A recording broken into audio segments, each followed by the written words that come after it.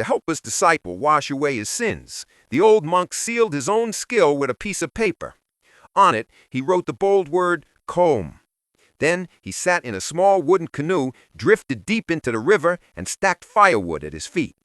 When a candle lit the wood, the old monk turned into a wisp of smoke and disappeared. At that moment, a small snake surfaced, swam to the shore, and slipped into the monk's abandoned robe, as if he had been reborn as a snake to wait for his disciple's return. 10 years passed in the blink of an eye. When a disciple was finally released from prison, the first thing he did was bow to his master's transformed boat. He broke the ice with a hammer, found the relic his master had left behind, and carved a Buddha statue from the hardest block of ice.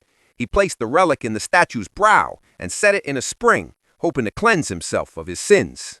From then on, the disciple stayed at the temple, devoting himself to deep practice. One day, a veiled woman arrived, carrying a baby. Without a word, she knelt before the Buddha statue. Suddenly, tears streamed down her face.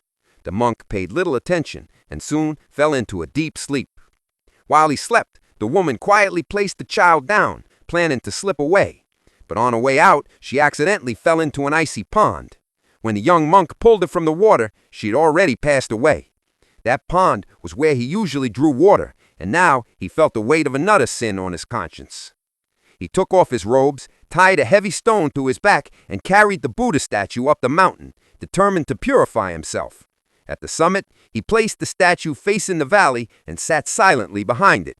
Years passed. The abandoned child grew into the new temple novice monk, while the former young monk had become the old master. Looking at the mischievous boy, the old monk saw a reflection of his younger self in the child's eyes.